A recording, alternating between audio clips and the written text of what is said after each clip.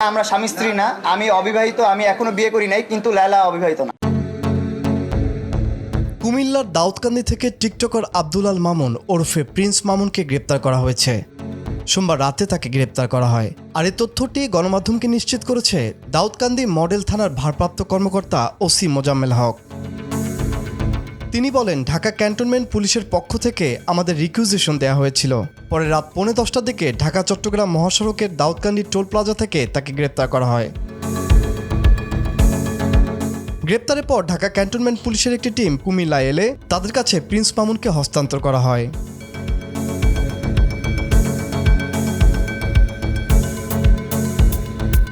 এর আগে বিয়ের প্রলোভনে ধর্ষণের অভিযোগে প্রিন্স মামুনের বিরুদ্ধে রাজধানীর ক্যান্টনমেন্ট থানায় গত রোববার একটি মামলা দায়ের করেন লায়লা আক্তার ফারহাদ।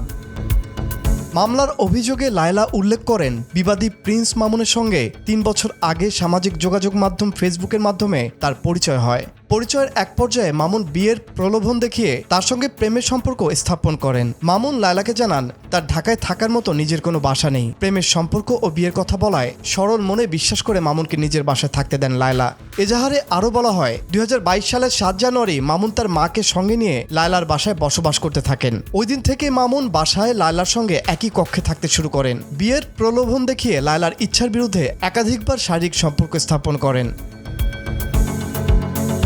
একাধিকবার বিয়ের বিষয় বললেও মামুন বিভিন্ন অজুহাতে সময় ক্ষেপণ করতে থাকেন। সর্বশেষ গত 14 মার্চ মামুন তাকে বিয়ের প্রলোভন দেখিয়ে ধর্ষণ করেন। পরে লায়লা বিয়ের কথা বললে মামুন ক্ষিপ্ত হয়ে ওঠেন এবং অশ্লীল ভাষায় গালিগালাজ করেন।